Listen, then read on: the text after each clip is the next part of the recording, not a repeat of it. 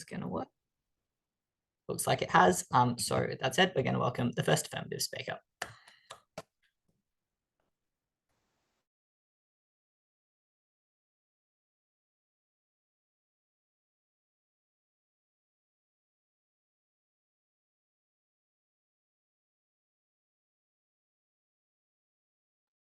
Hi, just checking I'm audible. Yep. Cool.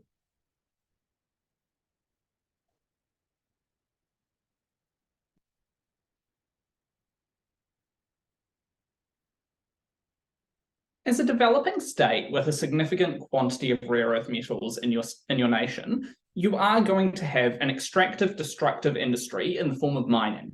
However, you have a unique opportunity to turn this into economic mobility for your citizens, to stabilize your nation's politics, and to ensure that you get infrastructure investment at the point you need it most. We tell you that you need to seize this opportunity now. It is a one-off opportunity for your state to materially improve the conditions of its workers.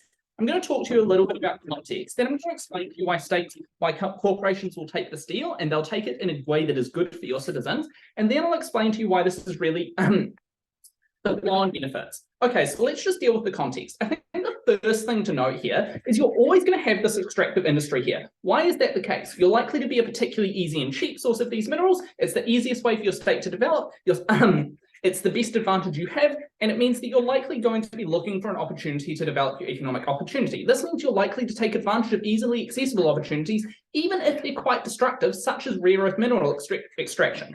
Okay, second, on what rare earths actually look like. We tell you first, they are highly regional in their distribution. This means that economically useful quantities are notably not found all in the same place, they're not found everywhere, and they're not found next to other deposits of different types. This means that there's an incentive for companies to try and extract them from where they're at.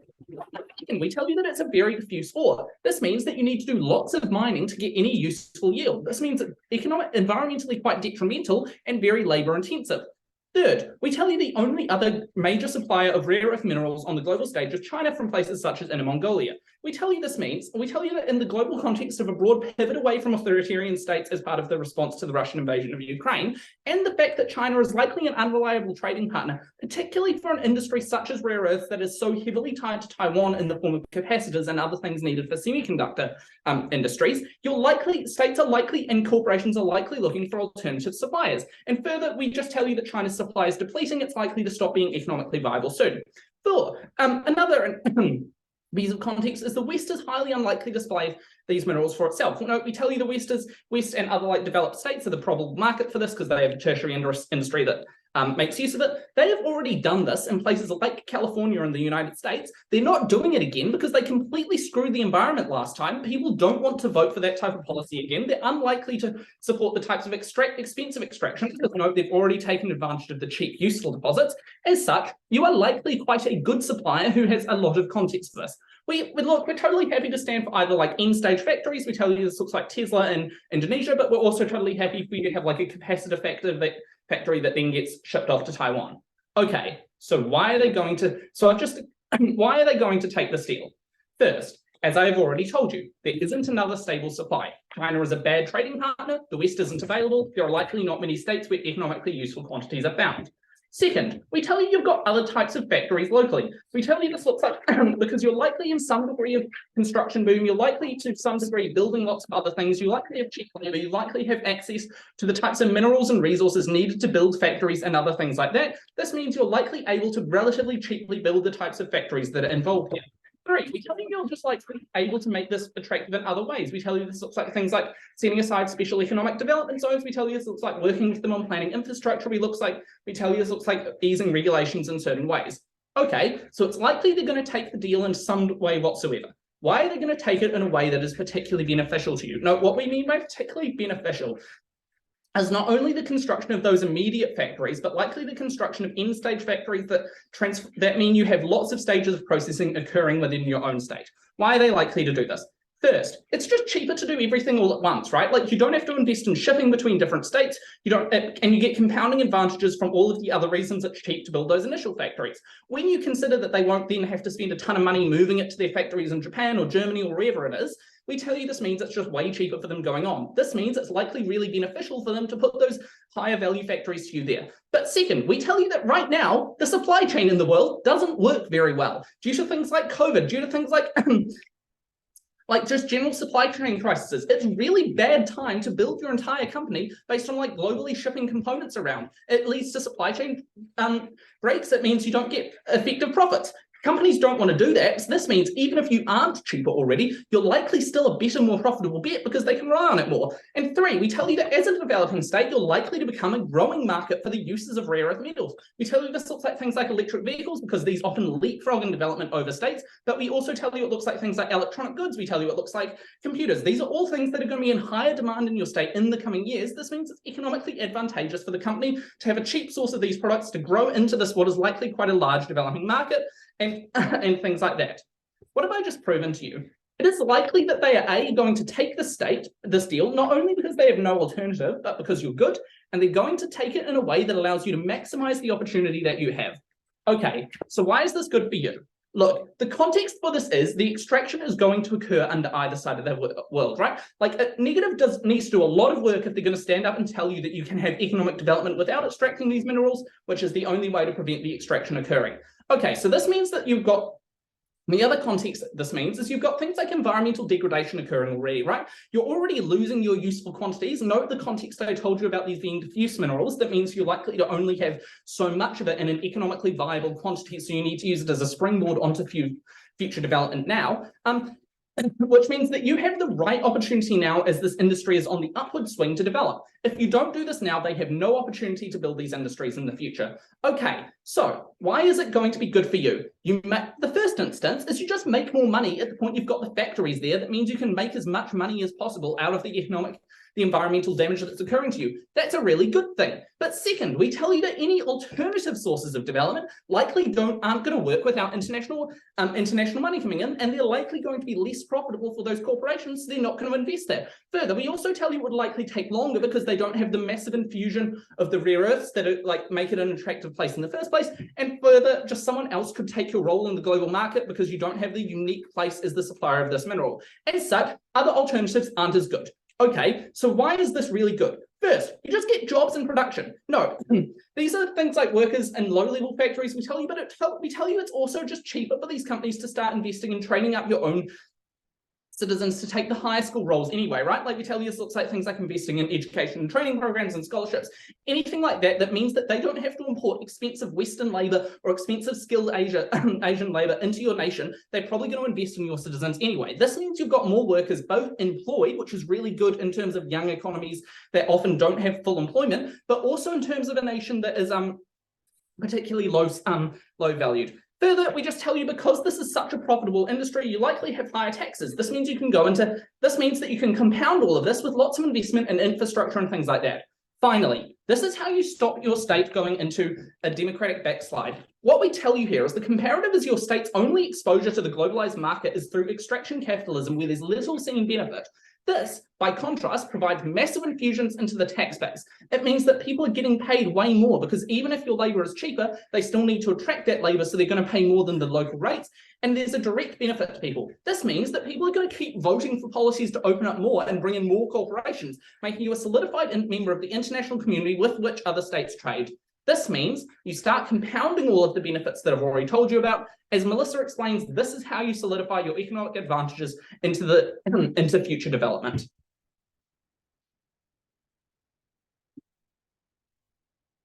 Thank the first negative speaker. Oh, sorry, the first affirmative speaker for that speech, and welcome the first negative speaker.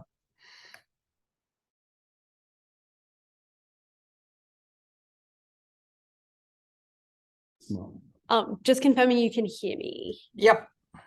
Sweet.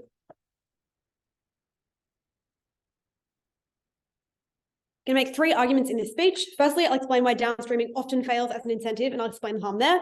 Second of all, I'll explain why even where it does work, actually the benefit is not huge. And thirdly, I'll explain why this is likely to lead to huge global backlash. First of all, though, I want to make 3 notes in setup. The first is that on-site negative, we are happy to support a series of incentives to set up this production and processing locally. We think that can look like things like tax credits or subsidies. And we know that these developing countries probably are already doing these things already, just for the reason that it makes economic sense. But also we would note that these things are particularly cost effective. They essentially pay for themselves. It means you don't have to fork out a huge amount of money to pay for them.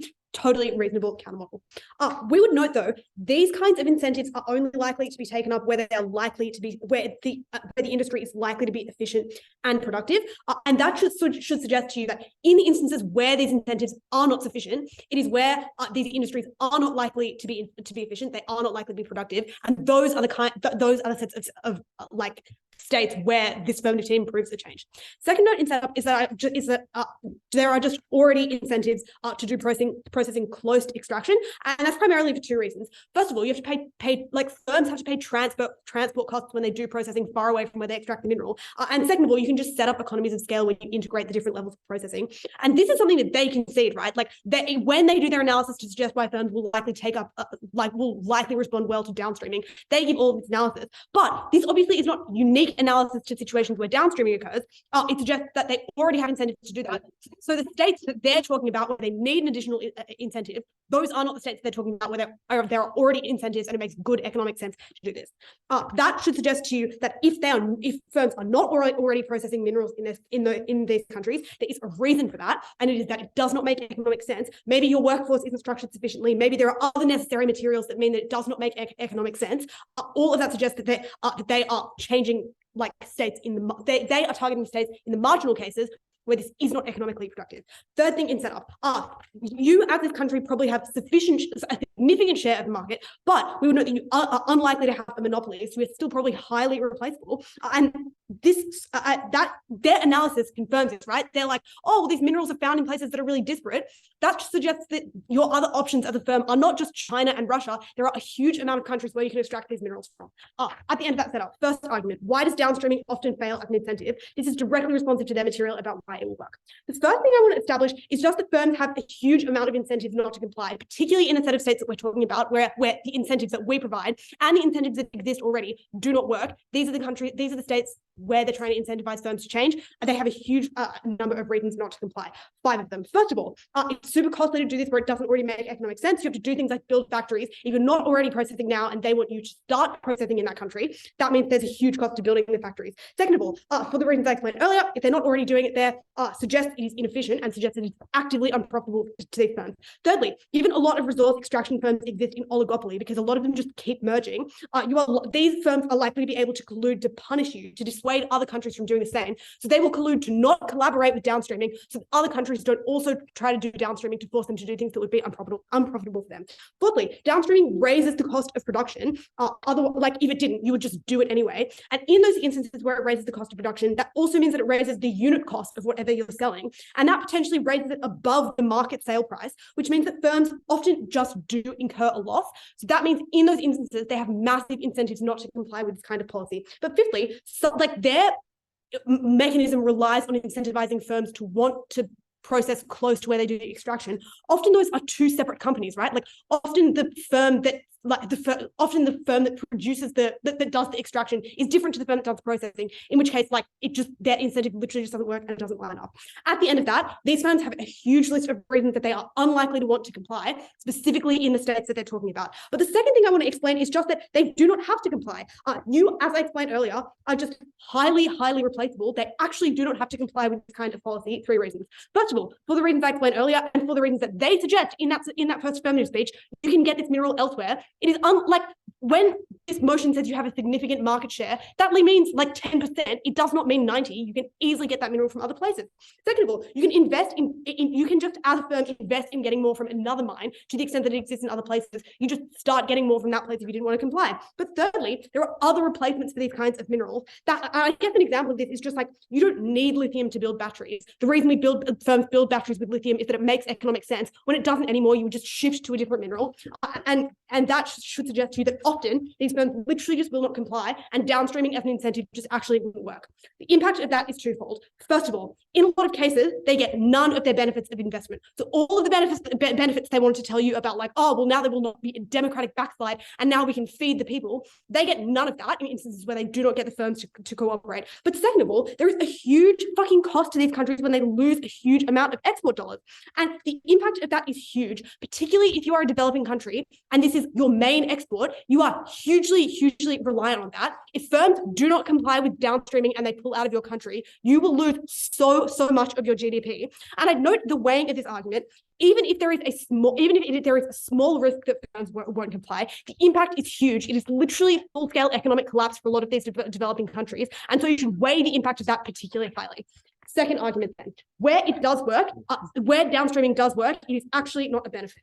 Three things to say. The first is that when you have to process in this developing country, in like Myanmar or Vietnam or whichever country this is talking about, and it's more expensive, that means that the profit of these firms is lower, and that just reduces the value of your minerals as a developing country, right? Like, you get to charge less for extraction because you're forcing firms to do something that is actively not economically profitable for them, for all of the reasons I explained. Those are the kinds of sets we're talking about. That is bad for you.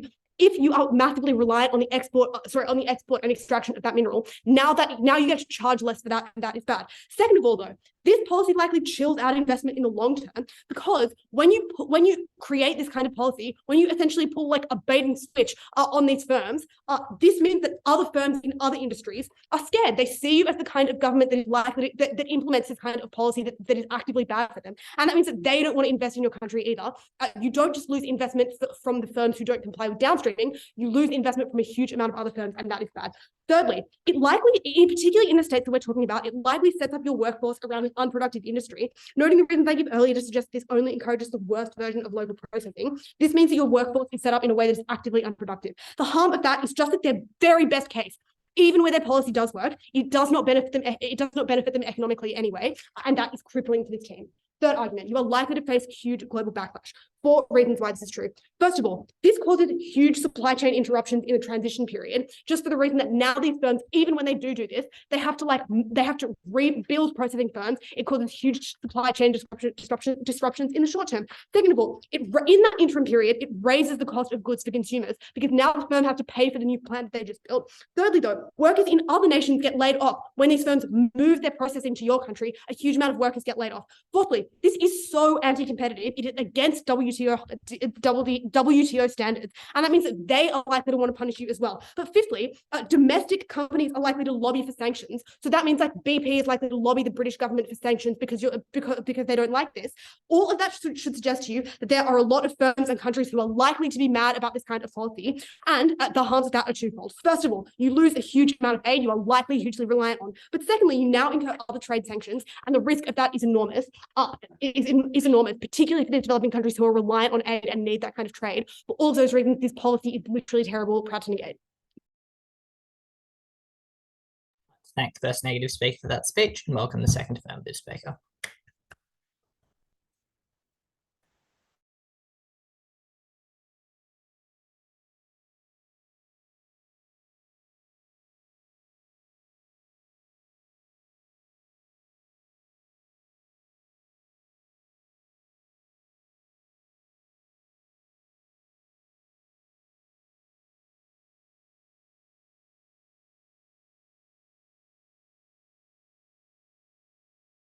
Okay, can you guys hear me?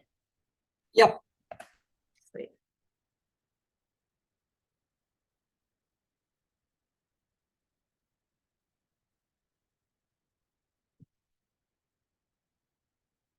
The negating team has tried to make this seem like a really unlikely thing. Like, companies aren't already shopping around trying to find a country that has it all, that has all of the cobalt, all of the nickel, all of the jobs that they need, all in one place. And Tesla's doing this at the moment. They're in talks with President Widodo in Indonesia, and it's likely that this deal is going to happen. I think they needed to give an example of where this has imploded or made a big disaster massively, because I think that we've given you many mechanisms why this is a very likely thing to happen. happen, and also given you mechanisms why this is incredibly likely to bring massive benefits for your country. Firstly, two things in the speech then. Firstly, why companies are going to enter into business with your country, and then secondly, why this makes a huge difference to your country that you cannot get any other way. Firstly then, why are companies likely to enter business in these countries? Firstly, for the immense amount of analysis that Harry gave you, that you're a package deal, and that you don't just have this one mineral because they try and say they're replaceable. Here's why you're not replaceable. Firstly, you have the labor that you can charge out at an incredibly competitive rate to other countries. Not only do you have this competitive rate of labor, you also have not just one mineral, and this is the key difference, right? You don't just have cobalt, you don't just have nickel, you have all of these unmined minerals because you previously haven't been able to export them at a large scale. But thirdly, you also have the land in a way that can be released to a company that can be used as a productive point where they can manufacture their goods. This means that you aren't just competitive and that you have one of these components. The key difference that Harry explained to you very well in his speech was that you have all in one, which means that it's likely that this company will go with you because it's a good opportunity. But secondly, there are external factors why you're going to be chosen as a country, a company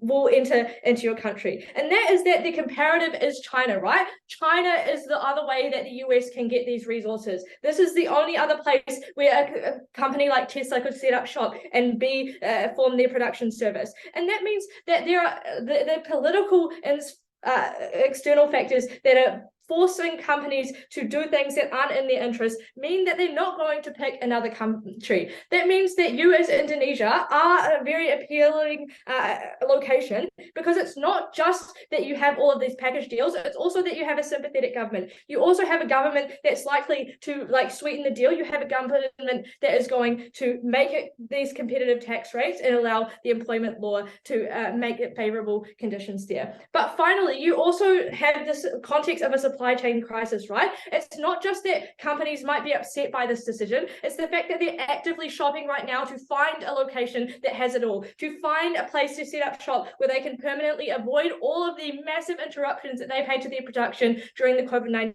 pandemic, simply for the reason that they can avoid this problem in the future. They are going to set up shop near you. Now let's look at what they tried to say in response to this. Firstly, they said that that we shouldn't ban these exports, we should just try and limit it, and we can try to have the best of both worlds. Two reasons why this isn't going to work. Firstly, you have a unique moment in your development where you can establish a specific role in the global market, right? You need to act soon and you need to act conclusively to attract a major company to your country. The reason why a company isn't going to want to enter you and set up shop in your country is if you keep this export extraction economy going, they have no incentive to be exclusive with you. They have no incentive to set up a factory in your country to have everything in one location when they can just keep buying these cheap minerals from you. But secondly, it just doesn't make economic sense right now for them to continue buying from you and not set up shop. Why is this? Because the ban means that processing, you're creating a dynamic where it's between processing locally or not processing and that buying that mineral at all. They said that you have alternatives to buy it from, but I've told you why they don't have alternatives to buy from, or even if they do, it's slim pickings. So if the US doesn't pick you, another country will, like Saudi Arabia or Australia, will want to set up a kind of production center in your country. Secondly, they said that it will just raise prices to make it to a point where it's not going to be profitable for people. Three reasons why this isn't true. Firstly, I think it was unlikely. They never actually proved in their speeches why it's likely to have such a major increase that it takes away from all of the other reasons why it's beneficial for countries to set up an exclusive economic zone in your country. But secondly, you're going to be like a global supplier, right? Harry said up in his speech that you are the guy for cobalt. You are the guy for nickel, which means that the prices internationally will adjust to what you're setting. It means that it's not going to be such a huge interruption to the international system. But thirdly, it's important to recognize the external factors of business outside of price that will make it profitable in the long term for companies to set up shop there. And that is the certainty that comes with having all of your businesses in one place. The fact that you avoid the potential disaster or the potential risk of shipping things around the world. The fact that you avoid the potential disaster danger or risk of having to make favorable relations with multiple governments at once. When you're dealing with one government, you have the stress or the burden on that company reduced to a point where it becomes incredibly profitable and incredibly safe for them to continue their business in that country. Finally, they said you can just get the minerals and other resources elsewhere, which makes you absolute. Firstly, I responded to that earlier, but I'd just like to re-emphasize how bad the alternative is for these countries, and that these are multiple competing global hegemons that are trying to establish their own place where they can produce capacitors and electric batteries and things like that. And that means that if you don't get the US, you will get someone who's also trying to establish themselves as a global hegemon, right? Like Brazil still needs someone to produce their stuff for them. South Africa still needs someone to produce these goods for them, which means that even if someone else chooses Nigeria, someone will choose you, so you will have a guaranteed business come into your country there. Okay, secondly then, where we extend the margin of victory in this debate is why this benefits the country, because Harry set up some crucial context in his speech. Firstly, that you're going to be experiencing extreme amounts of environmental degradation in either side of the house, which creates a pressing situation. You need to capitalize absolutely on what little amount of resources you have left before it runs out, before it becomes too harmful for your country to keep doing this. But secondly, that this harm will happen regardless of what other side you pick, right? Note that they still support exporting these same minerals. What does this mean that you get exclusive benefits for your country? Firstly, you get the jobs, right? You get the guarantee because a company is coming into your country, you can get jobs, but not just labor jobs, right? The fact that your government is investing in education at the same time as this company is coming in means that in 10 years' time, you will have them moving to the next rung of their ladder. But secondly, crucially, you get to benefit from taxation. No matter how low this taxation is, the amount of money that you get is exponentially higher than the comparative, which is nothing. You get very, very little money from having this extraction economy. What this means is that you can get double benefits, right? And that while the government is able to invest in infrastructure and the company is coming into your country and building roads, building factories, building other things that support their company there, that means that together it starts to rapidly develop your country meaningfully. But thirdly and crucially, it sweetens your country's attitude to globalization. And this is something crucially that they never responded to. If on their side, the only exposure that you have to globalization is the extraction economy, is Tesla just taking the minerals away and causing huge, massive environmental destruction to your country, that means that your citizens will vote for aggressive policies. They will vote against Widodo and will have Indonesia fall back into policies that harm its citizens. I'd like to thank the second affirmative speaker for that speech and welcome the second negative speaker.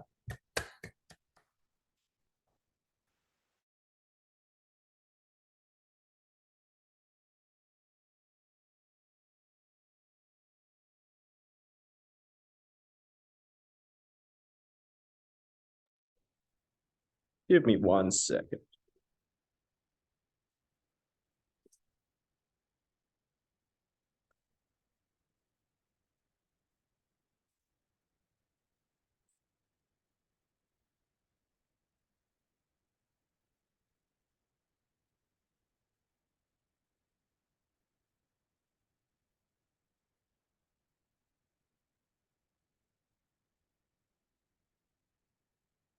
Starting in 3, 2, 1. The affirmative team's characterization is a square peg being forced into a round hole. Because if we are talking about countries that already have pre-established capital like factories, that already have conditions for cheap processing, those are the countries that rational, profit-maximizing firms would already have set up shop in. This is not what this debate is about. And given that we are talking about countries that currently do not attract those firms, and indeed have to employ the most coercive and anti-competitive practice in order to force those firms' hands, we are clearly talking about countries that do not have the underlying fundamentals that would make that extraction process profitable for them or the firms that they want to attract. The first question I'm going to ask is, will this downstreaming attract foreign direct investment? The affirmative team need to win this issue in order to win the debate, simply because all their other arguments are, preconditioned upon this. But secondly, because if they don't, then what they incur is the deadweight loss of earning no money from any of their experts and all of these minerals just lying inert in the soil. And the way I'm going to prove that there is no way in which these circumstances would be both profitable and beneficial for the country is I'm going to go through the series of evidentiary burdens that this affirmative team needs to prove to you in order to win this issue and prove that they fall at literally every step. Let's look at the first one. They needed to prove that you are a unique provider of these goods in the market for you to have sufficient bargaining power to get firms to comply. But they never, ever proved this. And we would say the more that this affirmative team stresses that you have a unique position, like apparently you have just the whole entire suite of rare minerals at second affirmative, the more it becomes unclear why this policy is necessary for these countries. Because if you have that advantage, that is precisely a reason for why firms would have set up shop anyway. So the absence of these firms indicates that this is precisely not the case we are talking about. But secondly, when second affirmative talks about firms shopping around for different countries in order to get the best deal, that concedes that these firms have options, so you are not the only firm. So what you're doing by importing export bans is essentially just locking yourself out from the market and ensuring that your business goes all to your competitors. So it's unclear what is the case. And notably, the only real substantive reason as to they give you a second affirmative to suggest that you have a unique bargaining position is the fact that you have labor, the one good that any developing country with a population that isn't well paid can give you. That is precisely the least unique economic factor that you could have given. And it's damning that that is the extent of their analysis. So what I want to do here is I want to provide a kind of, and I can't believe I'm doing this, a justification as to why firms are good at picking options. And there are two reasons for this. The first is that firms obviously have an incentive to be profit maximizing because they're beholden to shareholders and have a fiduciary duty to do so. But secondly, and more crucially, why can't these firms even afford a small percentage drop in profitability? And that is because we are talking about an industry whose cost margins are razor thin. So even a 1% increase in cost is enough for these goods to be above the market price and therefore literally incur a loss if their firms are selling at that price. What are the reasons for this? The first thing we would say is that we are talking about an industry that has massive price controls, which would say that there is an upper limit to how much these firms can extract a profit from, but there is no limit to how much it could cost, which means that firms need to necessarily look for cost minimizing practices rather than profit maximizing ones. But secondly, we will point to the fact that this is a very highly developed industry that has existed for a very long period of time, which would suggest to you that we're talking about a supply chain where each firm at each point in the supply chain has probably already negotiated prices down too much to the point that there is literally no further room for you to lower costs, because that is virtually the incentive of every single firm that operates on this line of this chain. That suggests that firms are already doing their very best in order to maximize profit. If they are not going to you, it is not clear why this policy would at all change those structural features that dissuade countries from ever investing in you. That's the first reason why they lose. But secondly, even if you believe that, what they needed to prove was that this was an important good and a uniquely important good for these processed goods to begin with. And they never give a reasoning for this, but we would just explain that if, for example, you cannot buy lithium from the one country apparently that has lithium, you would just replace it with aluminium because maybe that's not the best conductor, but it's the next best profitable conductor. And that is the calculus upon which you make the business decisions. Does the substitution effect nice their argument? The last thing they needed to prove was that this, in fact, aligning your entire workforce or most of your workforce towards processing was in fact even beneficial for your economy. But we would say it obviously isn't. Firstly, because this debate necessarily presumes that it's inefficient to begin with. Whereas on our side, what you are efficient in is exporting these goods. And the whole point of trade is that countries are able to specialize in their comparative advantage. So you're necessarily getting a better deal on our side. But secondly, we would point empirically that processing is not the economic boon that this team assumes it is. It is often a industry that is very low paid for the reason that there is no room to pay you more because it is, an extraction process that's extremely, extremely costly. But thirdly, we would say that in fact, It is not clear why this is a good decision for these countries in the long run, given that we are talking about resources that are slowly being transitioned away from, because when this affirmative team concedes to you that this is something that is costly and also something that is environmentally degrading, that would suggest that many countries are seeking to go away from these materials and do things like use synthetic materials instead, because they do not incur the costs that precisely make this so difficult to sell. So it's unclear why it's better for the long term, and that is why this affirmative team just loses right up from the bat. But the second thing I want to do is I want to assume that even if they get all the countries to come in, is that worth the cost of imposing an extremely anti-competitive measure and all the backlash that comes from that? And the first thing I want to say is that the only scenario in which this affirmative team could feasibly attract a country is one where they have to negotiate their share of the cut so low in order for the country to even contemplate going in. And that has two precise implications. Firstly, it just means that your mineral rights are far less valuable because all the money is going towards the firm to have a profit line to begin with. But secondly, we would say that the price would simply, like, even if you get the country in, there's no guarantee that it will be not as costly enough for the price of the intermediary good to be above the market price. So even if you sell it, you're unlikely to make a loss. So their benefit is very, very minimal. And you have to compare that to the enormous harm that you just instantly activate once you impose this policy. And the thing I want to note is that if we are talking about a country that is primarily export oriented, and the other thing to note is this affirmative team simply cannot pivot away and say, well, we will just rely on other industries instead, because they concede at first affirmative that this is the one lifeline this country has. So at the point at which you believe that this would be unsuccessful in attracting investors is the point at which they are economically screwed because they don't have other option, as First Amendment admits. But even if you did get the corporate investment, that is not worth the harm of backlash, which is to say, if we're talking about an export industry, that would presumably mean you're a member of the World Trade Organization, which is the greatest organization that facilitates all these exchanges. So at the point at which you ban trades and do the one thing that the WTO wouldn't want any country to do is the point at which you automatically incur all the sanctions in the world, because it is precisely the one behavior that the WTO wants to make an example out of to prevent a precedent from happening in the future. So even if there were other alternatives for investment, you lock yourself out from those things because no country wants to trade with a country that has gone rogue and has imposed these sanctions. They have not engaged with that, but it's the second reason why we win the debate. Very proud to suppose. I'd like to thank the second negative speaker for that speech and welcome the third affirmative speaker.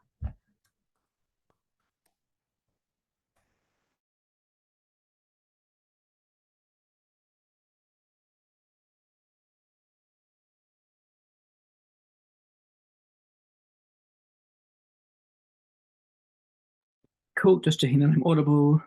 Yep.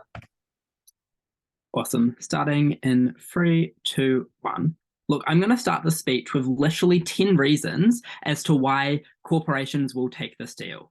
Firstly, sure, many countries have rare earth metals, but not your rare earth metals. That's why rare earth metals are called rare. Secondly, these companies want combinations, i.e. if they want to make a battery, you want cobalt and lithium and lanthanum and cerium. You want a combination. Again, that's because of all the reasons we told you right down the line about supply chain constraints and how that increases costs. Thirdly, they want high quantities. You don't want to just build a factory in a place that has 4% of the world's supply of cobalt when that runs out in a decade and you have to build another factory next. If this place only has 60% of the world's supply, that's probably good enough because the alternatives only have 5%, only have 10%, which is way too small for that to be a productive economic investment. Fourthly, you want a partner that is either like not too authoritarian so that you're at risk of sanctions. Note this is all the China material we told you, which never got engaged with once. But fifthly, as the fact you want a country that's like not too democratic or too developed, that it becomes incredibly expensive to deal with really high wages. Sixthly, we told you that this place has cheap labor. We explained why this labor is still going to be high quality enough that it benefits citizens, but it's comparatively cheaper. I think that's a huge benefit. Seventhly, they want local production, particularly given the context of post-COVID, the war in Ukraine, resulting in a huge supply chain crisis. Obviously, it's really important in terms of time because these companies want to pump out things as quickly as possible, particularly when you consider that rare earth materials are often used in technology like EV batteries, where they're a hugely growing market, where demand currently outpaces supply, and therefore where they are really, really keen to actually have all of this material and to actually have all of these resources to enable them to quickly ramp up supply. That means it's not just the cost, but also the time. Ninthly, there's probably a first mover advantage. That's to say that Tesla isn't a monopoly. Tesla has other electric vehicle competitors that they're competing with to get this cobalt. That means that even if they might decide the economic calculus isn't worth it, they probably still want to go in so that they're able to stop another one of their other competitors from getting access to a huge supply of this material, so that in the long run they're able to outcompete them when they're the only company that has access to this material. Therefore, first mover advantage, it means you've got lots of companies wanting to go in. But 10thly, in the last case, this is dealing with like the even if material where you believe their entire case and that there is enough other there are enough other countries that have these other 9 factors that we gave you. This is the absolute worst case where, sure, you might have to wait for like 10 years for Harry and Melissa's really significant benefits of things like economic development and liberalizations to actualize, because Tesla got mad and didn't move in immediately. But then lithium runs out in the country they went to that didn't have this policy. Lithium runs out in the other free countries that are the only places on the planet that do have this material, and they're forced to turn to this country to actually get it. I think that because the benefits are so huge, so debate winning, that it's actually worth it, even if we are delaying it just by a short time, because eventually there is a 100% chance that these companies have to go here. This is a good point to move on to engaging directly with some of their material. Firstly, to do with the fact that there are other minerals that apparently you can switch to. I don't think that's true, because I think just in terms of basic chemistry, for a lot of things there aren't an alternative. I don't think that the reason people use lithium is because it's conductive. I think the reason people use lithium is because it has very specific chemical properties that allow it to be conductive enough without being explosive, without being radioactive, with having a certain number of electrons. That means that it's able to do certain things. I just think that in most cases there probably isn't an alternative, so you are literally forced to go to places that have the specific mineral that you want. But secondly, even if we take them at their absolute best case scenario and pretend that magically we can just change the laws of chemistry, the R&D of making a new type of battery that uses a different mineral probably takes years and years of research, probably costs billions and billions of dollars, which if you buy the material that we heard at first about why like startup costs are really bad for these companies, they're probably not going to want to do that, and they probably will just concede that actually it's cheaper to build a new factory as opposed to literally having to design a new element. Cool. Second thing we hear from them is the stuff on how it's costly to build factories, which suggests that it's inefficient, as in the status quo they're not doing it in this country. I think that just isn't comparative, and it doesn't engage with the case that we gave you right from first, because the ban means that not having the ban means that it's currently economically efficient to go to somewhere that has like marginally cheaper labor, but now that but since your extraction is valuable enough for all of the reasons we told you why you specifically need this exact type of material, that means that when the alternative is nothing, you are willing to accept that there might be a slight cost increase in the short term. You might have to change where you're doing your in-term processing and build a new factory, but I think that is a cost that you're willing to accept. I just don't buy the material on the fact that apparently there's only like a 1% profit margin on these firms. I don't think that's true, given that, as they literally tell you, these firms have incentives to want to have the best profit for their competitor, for their customers and stakeholders. I think that means that quite obviously they're going to be aiming for profit margins which are significantly higher, because you can obviously go into a different industry and get a profit margin much higher than like the magical 2% that they're saying in order for their case to make any sense. Even if we were to believe that that this is a cost that is high enough, to the point where it's dissuading, I think it's still way more costly to have to chop and change every decade when it runs out in like the 2% tiny state. So I think they'd rather just build a factory once in your country and accept that they do have a short-term cost, but that will pay off in the long run. The last thing we hear in terms of this material from side negating. It's just that firms are like really good at picking their suppliers. I think that that's true for themselves. They're good at picking the suppliers which are most profitable for them, but not that benefits the state, which is who we care about as the most vulnerable actor and as the place where we're able to get the most change for people on the ground. I think that therefore it doesn't matter that that free market capitalism has chosen that we're going to go to some other country because that's the best benefit for the company, not for the people on the ground. So I don't think that's important. The last pushback we heard is basically just that like it might not necessarily be good for all of your industry to be in mining, but that doesn't engage with the really good material that we heard at Harry about why you actually are able to get long run investments, because we told you that it's cheaper just to have people who are educated domestically and don't have the really, really expensive cost of a Western education. We told you that because of the incentives as to why a company has to go to this certain place, that you actually have a lot of leverage that you can use in the long term to maybe implement protectionist policies, such as requiring a percentage of your workers to have to be educated domestically. Quite clearly, there are benefits that aren't just in the one industry of mining. There are benefits that benefit the entire economy. And that's because even if you are bringing in foreign workers, that's still benefiting the economy because they're still spending, they're still doing things, and that's able to benefit economic growth in the long run. Finally, in terms of global backlash, for responses, I would note that this is not very important, as we heard very little material on it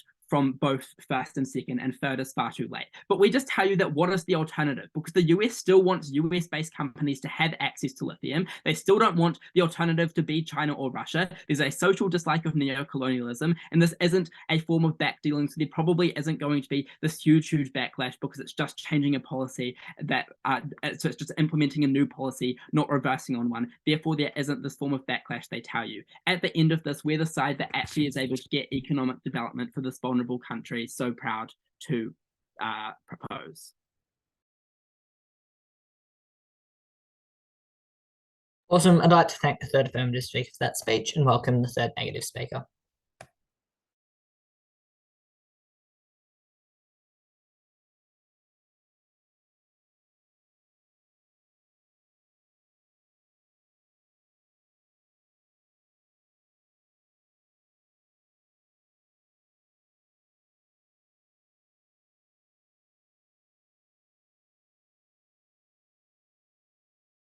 Can I be heard? Yep.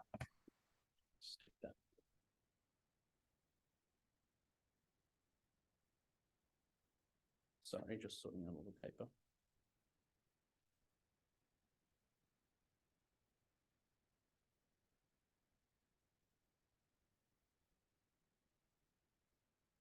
All right.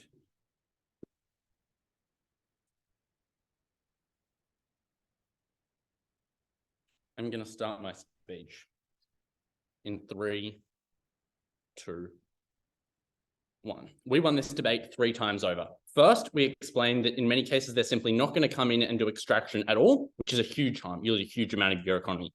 Second, we explained that even if they did, this isn't economically beneficial for you. And third, that even if this was true, this was outweighed by the enormous backlash to doing something so massively anti-competitive and against all global trading norms.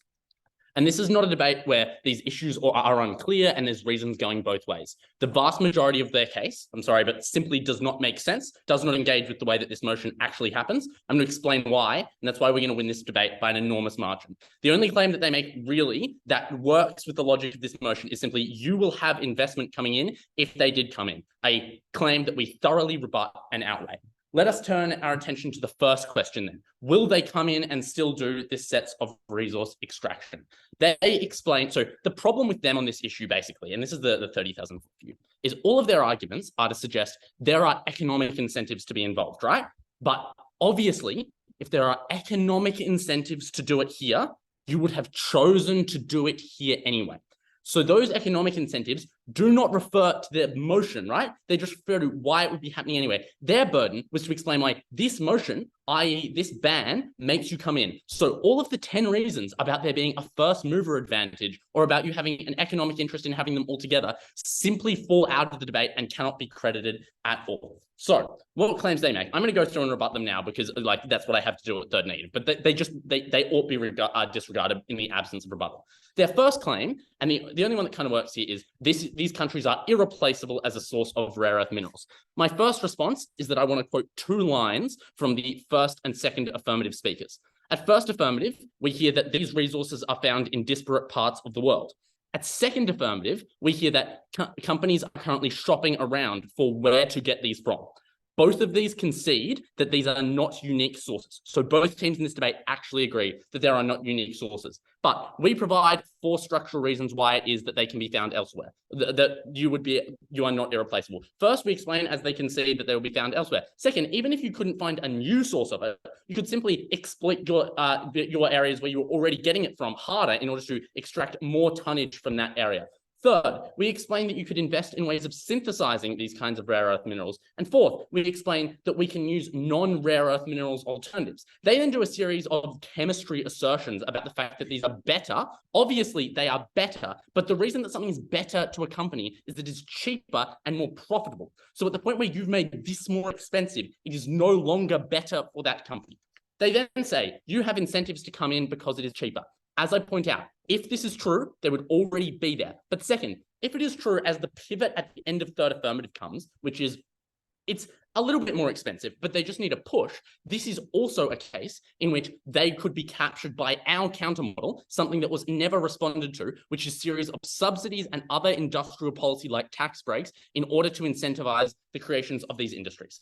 Their mechanisms for irreplaceability are ridiculous. They first say you're irreplaceable because you have labor, the one thing everyone has. Second, that you have land. Obviously, everyone has land. All countries have land. Their claim is then, but this country is unique because it has literally all rare earth minerals. First, this is going a long way with their definitional fear of what they can say significant deposits of rare earth minerals are. Obviously, you probably don't get to fear that you have literally everything. Second, what country in the world has deposits of everything? Like, this is geographically illiterate. And third, if the benefit of having everything there is legitimately just that you have, it's cheaper, we explain that that would already have been captured. They then have a large series of factual assertions about the fact that this country, apparently for no particular reason, has the perfect balance of authoritarianism and democracy.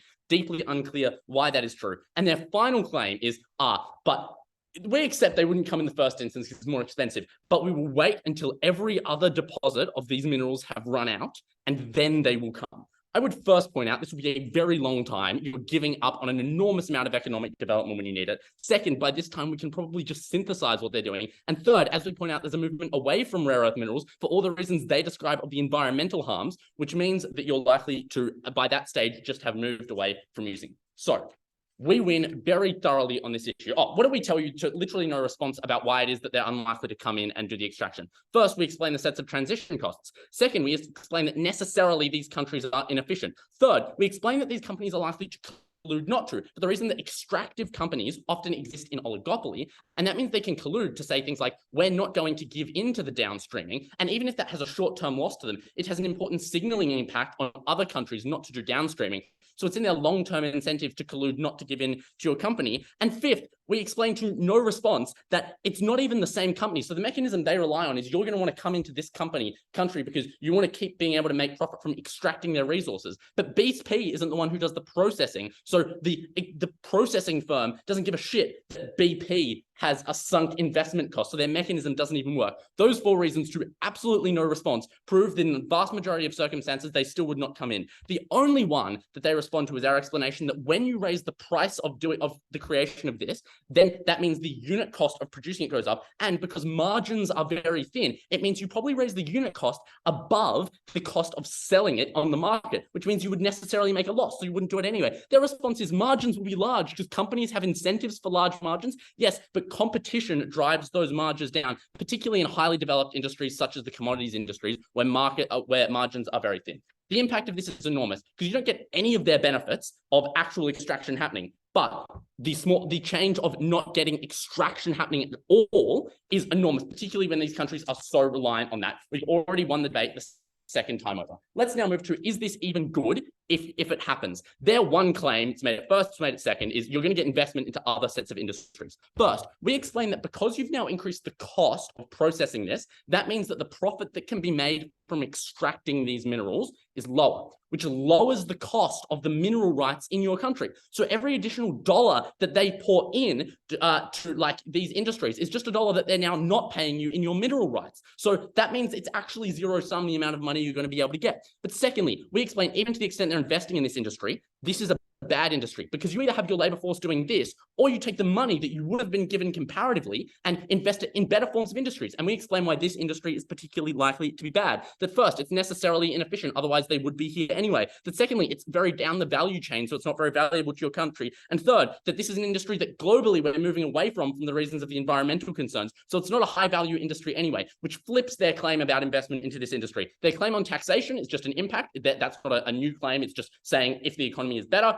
we can tax it more. We explain the economy better, we claim the taxation impact. And also, the big thing that gets us up on economics, right, is that we explain to literally no response that this chills out investment to other things in your country, for the reason that once you've pulled this bait and switch and said, you will invest in our country, and then later we'll deny you the right to export it unless you invest more in our country, no one else is going to invest in new industries in your country because they know that you'll do that export ban. So that means that a far larger set of investment than just this is chilled out. So even if it happens, we explain that it's better. The final harm that we bring you to literally no response. I have no idea what's going on. Is there lights? The final harm that we bring you to literally no response is that there will be massive amounts of global backlash. The response is we don't spend much time explaining it. We give you 5 structural reasons why there'll be global backlash. Check your notes from Kat's speech. And we explain the enormous impact, which is developing nations are often deeply, deeply reliant on aid, which makes it incredibly important. That is why we won for the 3rd time over. Thank the negative speaker for that speech and welcome the negative reply.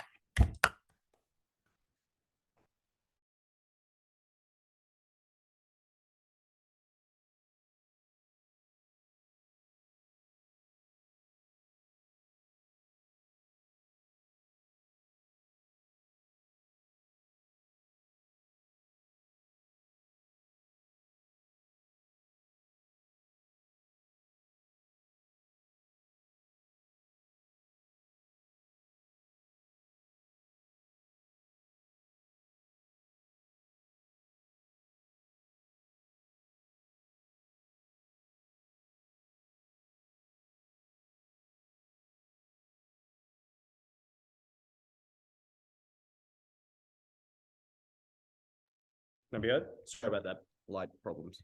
All good. Yes, you can be heard. Awesome. Starting in 3, 2, 1. There were 2 questions in this debate. Firstly, if processing was profitable, was an exports ban necessary? Secondly, if processing wasn't currently profitable, did this policy make it worth your while? Starting on the first question, because it explains why we instantly win this debate.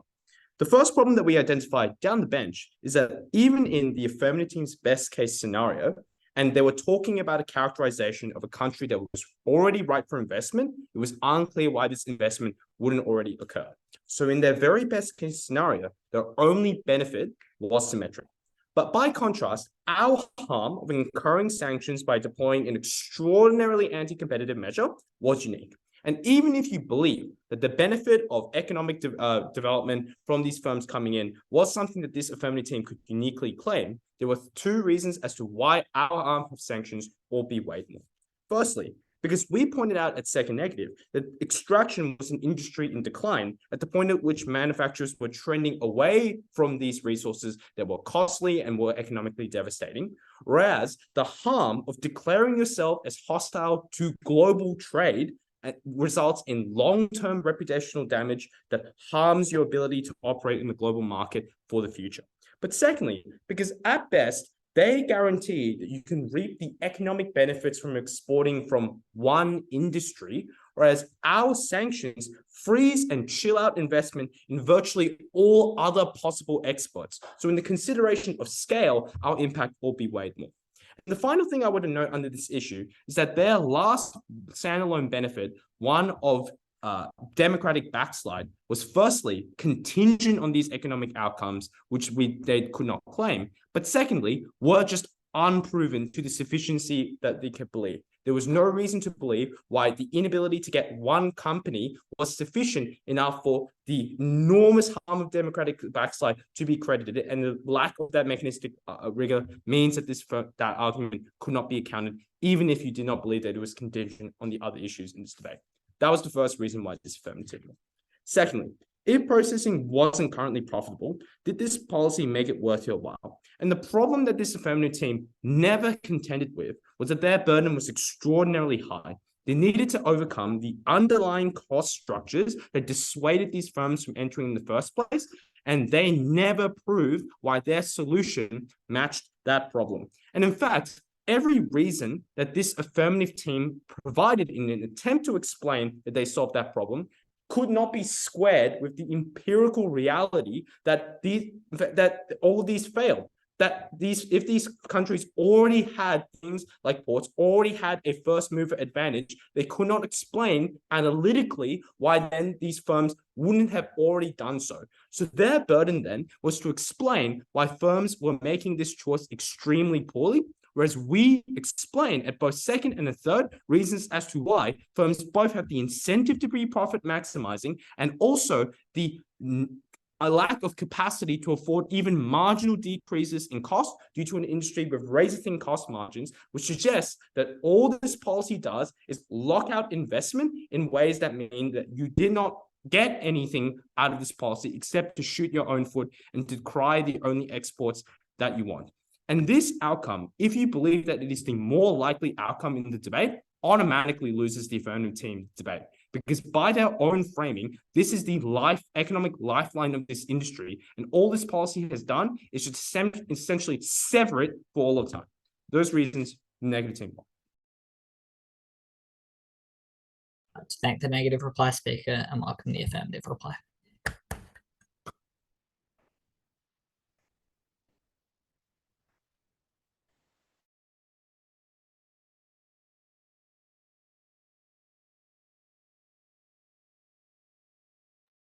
Hey, sorry, we just had like 10, 15 seconds of audio disruptions. Can we just get a confirmation that we are audible on our end? Awesome, thank you. Love Zoom debating. It definitely works as it's meant to.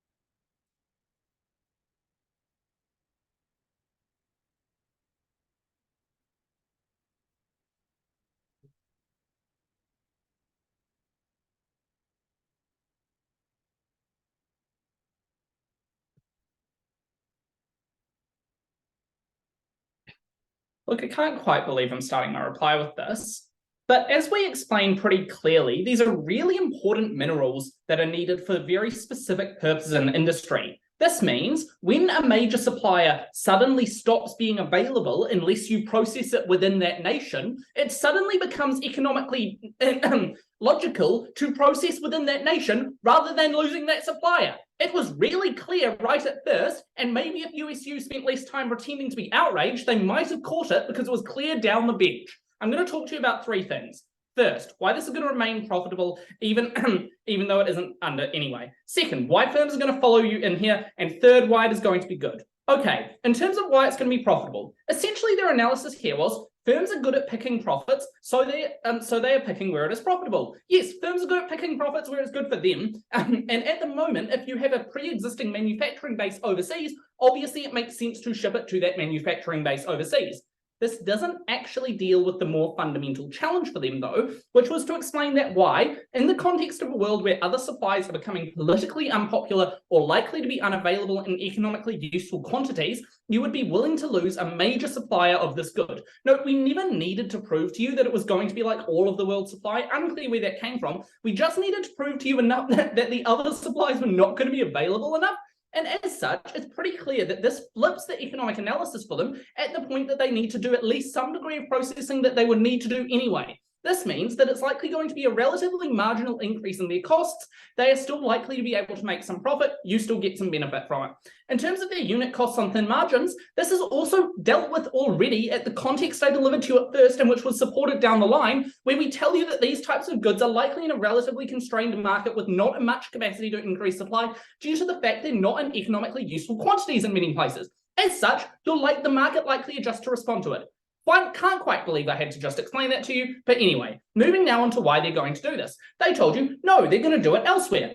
No, it's unclear why there are economically useful deposits elsewhere for the reasons explained to you at first. But also, the other places are likely to be places like the PRC, which is the current global supplier for these things, that are really politically unpopular. Pretty clear that they don't want to go elsewhere. Now, in terms of no, they're going to try and force you out with a backlash in the World Trade Organization and things like that. Again, all of the other reasons. I'm sorry to be relying on reasons down the bench, but they quite frankly were there. It's unclear why there was no response to them. But basically, if you have only one or two reasonably good suppliers, other than extracting it from your own mines and things like that, it's pretty clear that you're not going to just try and use sanctions against the state because you suddenly lose access to really economically valuable resources. As such, it's likely they are going to, even if they complain temporarily, relatively quickly fall in line and do things like what Tesla is doing with Indonesia. We explained to you why it is profitable for them to do it. All of that material about why it's economically valuable for why these companies will accept the deal was there to explain why the flipping was relatively easy for you to do. Again, a little bit unusual that we're having to do this. Okay, now is it good? Now they told you for no real reason, no, it's not good to have your entire thing in one industry. Doesn't deal with the explanations you got at first and at second about why this is likely to be a door for further investment in the state. Likely that leads to other investment and development that isn't possible within your state otherwise because there simply are not other industries likely able. Now, they also told you, oh, but this is a bad industry because we're moving away from it. Look, if they can tell you where it's possible to synthesize synthetic elements and useful things, they're welcome to do that. We thought it was pretty clear that from down the bench that we're talking about things that cannot be easily substituted, or else by their own analysis, you probably buy we've moved away from them already. We haven't, ergo, these are likely to continue to be useful. I gave you clear examples at first why that's likely the case. At the end of this, it is clear that this is a tool you can use, like Indonesia is using right now, to flip it into economically, to turn a damaging industry into an economic advantage that will lead to stable development. Indonesia has made this trade, other states should as well. Thank the affirmative reply speaker for that speech and thank everyone for the... Okay, so thank you everyone for an excellent debate on quite a tricky and nuanced topic. The way I'm going to structure this is 1 point of general feedback, then I'll give you the decision, then I'll explain how we reached that decision. So to start with, on the point of general feedback, obviously this was a debate where teams had very different conceptions of what was realistic. And while we think that teams did a really good job of bolstering those alternate conceptions and did it quite successfully, there probably would have been room for a little bit more engagement in other teams were using your even ifs and everything like that, just because both teams were relatively contingent on us buying into a relatively small clash around what the plausible characterization and the kind of plausible scope of this debate was for their arguments to hold. And so the margin might have been a lot tighter if teams had engaged a little bit more in those even ifs. In terms of the result for this debate, we reached a consensus decision in this debate, and that was to award it to the negative team. So congratulations, negative. Okay, everything kind of built on itself in this debate. So let's start with the question as what kind of countries we're talking about here and where the debate is set. I think that there are three potential categories that get thrown around. The first of these is your kind of perfect developing countries. These are countries that there is a really strong economic reason to want to go to already. They might have multiple minerals, they have low costs of production, and there are reasons why this would be a particularly profitable thing for countries to do. In these cases, and a lot of these go into some of the 10 reasons that we were given at third affirmative around things like first mover advantage and stuff like that. In these circumstances, both of us felt that the negative team relatively successfully proves that you wouldn't ever need to engage in such a coercive form of policy, as there are really good reasons for companies to go there anyway. And so at that point, you just risk pissing people off for no particular benefit. Secondly, then, and I think most persuasively from the affirmative team, we have this idea of marginal countries, where they only necessarily need a slight push to get there because there is a slight reason why it might not be the most profitable thing, but it is plausible that it could become economically profitable for companies to engage here. On this particular idea, we felt that the negative counter model was largely able to, once again, get them the win within this context. We were given a range of reasons that didn't get much engagement from the affirmative team about there being other things that the negative team could do. That looks like things like giving favorable tax arrangements, any kind of attractive mechanisms that don't rely on the same level of coercion that the affirmative team wanted to rely on. And in those cases, we thought that if the framing was that it's only slightly unprofitable at the moment and you only need a slight push, that it probably that push would be work with attraction as well as coercion. And so at that point, that particular set of circumstances also maybe didn't necessitate this policy.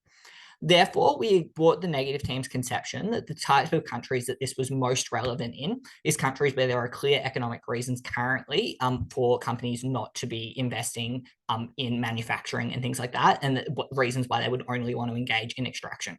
Obviously, that doesn't in and of itself win the debate for the negative team, but it is a relatively consequential clash in this debate about the plausibility, which is why the second question I'm going to deal with in this OA is whether companies are likely to go in after this policy is implemented. So firstly, I think we need to resolve questions around replaceability here. We broadly did agree with the affirmative team that NEG was slightly uncharitable in explaining how replaceable these countries were likely to be, particularly given that we didn't see that there was widespread evidence of things like the capacity to just synthesize these minerals and completely get away from the need for them.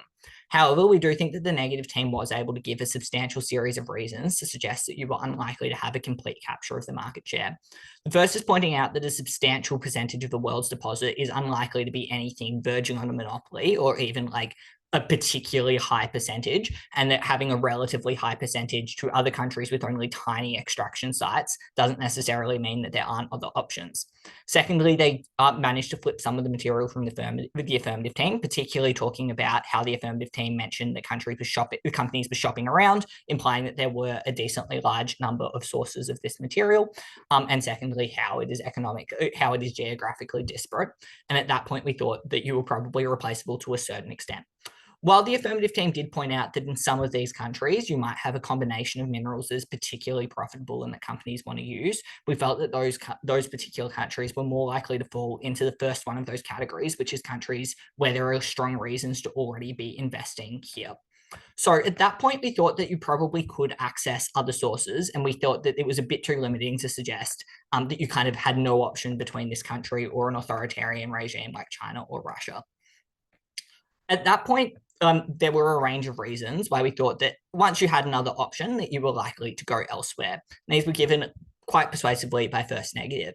Firstly, there were substantial startup costs to build a factory where you didn't currently have one. So you wanted to build a factory in a place that was quite profitable for you and that you thought was going to make sense. Secondly, they discussed how a lot of the companies in these areas are like related to each other and work together, and how they may well collude to punish you to stop other countries from downstreaming, considering that this is something that would be forcing all of these companies to make suboptimal economic decisions in the affirmative team's best world.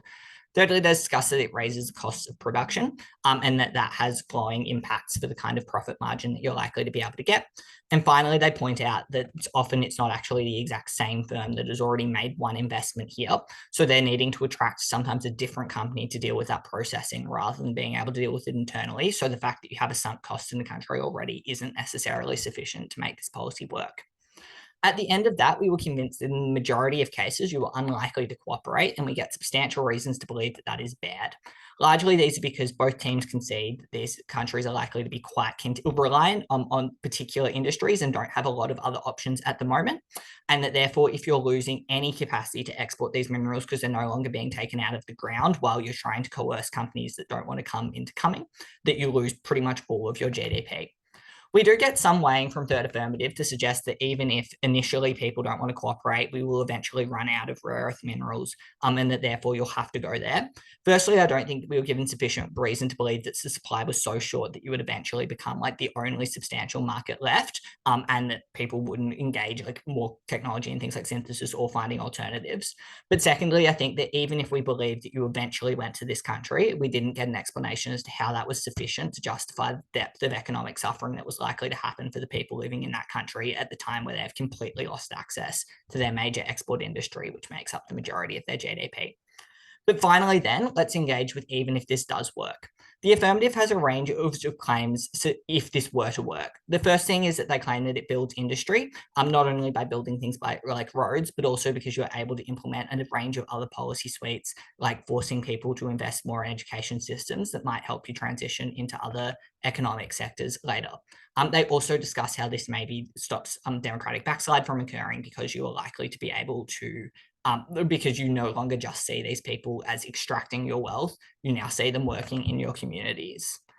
-10 gets around this in two ways, although probably we could have done with a bit more direct rebuttal to each of the claims. Firstly, they have, as I've done for the rest of the OA, just proved that it's incredibly unlikely that these kind of policies actually work, and so all of these benefits from the start are quite marginal and not necessarily plausible. But they give two other freestanding harms that they use to outweigh this material, even in the case that you can successfully downstream. The first is their material around backlash, and they both are kind of backlash related. Firstly, they point to agencies such as the WTO and how they are likely to enforce relatively harsh trade sanctions on you, because this is such an anti-competitive policy that it is the exact kind of thing that the WTO wants to crack down on.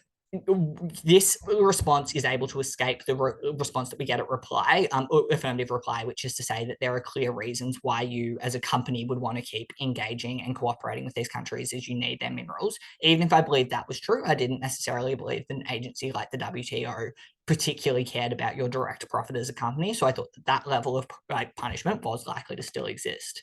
Secondly, we get that other firms are incredibly unlikely to want to invest in your country, because what they would see is that after an investment has gone in, they're now being held hostage. That is quite a scary prospect for another company to go in. And given that all teams seem to concede that this is more of a short-term boost to the economy because you're needing to capitalize on that moment, I was convinced that probably made it worse at the point that you needed other industries, whether it was aid or whether it was other corporate foreign direct investment into your country later down the track. They were now no longer as likely to trust your government or to want to cooperate with you. So at the end of this debate, because we thought that in most cases, this was unlikely to be a policy that actually successfully trapped companies in, and even if it did, that was likely to cause much larger long-term harms, despite maybe having some economic boost to you in the short term. We gave this debate to the -10. I will stop the recording now.